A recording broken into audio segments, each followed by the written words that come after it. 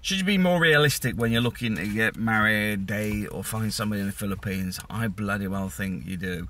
A lot of people simply just go, this is the woman, we've been chatting for months, and I was listening to the shill for about 10 minutes this morning, and they're on about a guy that's been on some of these cyber sites and going to marry this woman. And I'm like, you need your head examining. The reality is, those women often don't choose to be in that industry to start with. Let's be honest. So if you think that sort of stuff may continue in a marriage, good luck with that. But on top of that, you're very likely to have somebody that's got a lot of issues relating to them psychologically because of what they do for a living. But on the top layer of that, you've also got the side that they're normally from the poor of the poor.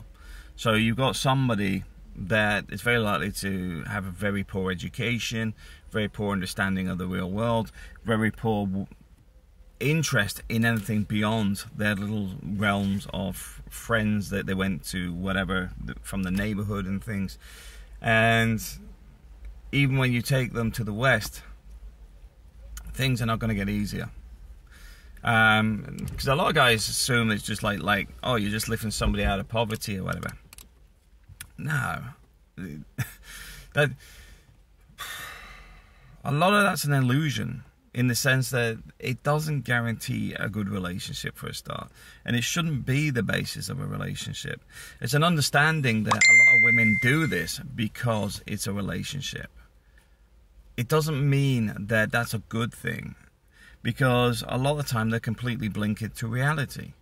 This is why when a lot of guys are moving to the Philippines and they're dating or looking to date people online and stuff, I say, tell them you're moving to the Philippines, because you will weed out at least 30% of the women that want to go abroad. You'll weed out a lot of the scammers, because the last thing they want is the guy they've been scamming living next door. The reality is, you're going to have to do a bit of homework and actually realize that not everything is so cut and dry. Not everything is going to be in your favor. And a lot of these women are going to struggle in Western society. They are going to struggle just being a foreign wife, married to a foreigner. Because the first thing they've got is everybody around them they're from a poor, very poor environment, in the sense that they could be funding their parents that are alcoholics or whatever. A lot of them have a lot of issues behind them at that level of society, because obviously drug abuse, alcohol abuse, everything in society, the lower you go, the more common it is. So assuming that just lifting that some person out of poverty is crazy, the first thing you've got to understand is that's the only thing they may be seeing. They're not thinking, Lord and Savior, this guy's coming saving me and bring. They're thinking, opportunity here. This guy is taking me out of poverty, but at the same time, I've now got an opportunity. This is why when you hear a lot of guys complain about when they took their wife to the West, yet a lot of these wives were not marriage material to begin with. In the same way, a lot of the guys are not marriage material either. So let's be honest here.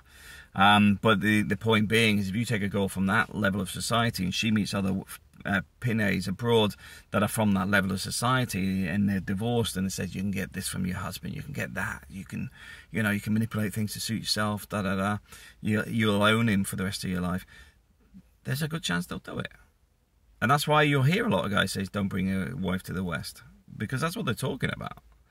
In the same way, if you're living in the Philippines and from that level of society, it may pay to actually move away from the area that your wife's from or girlfriend's from.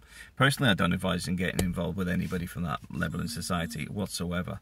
They've got too many problems, too much complexities in their lives, a lot of psychological issues, a lot of things where there's a low moral compass, there's a low sense of ownership and responsibility. So when they do something bad, they just shrug it off, because people do bad things to them. So it's normal for them. And this is why, people say, how can somebody sit online and scam people for a year or whatever? Because it's normal.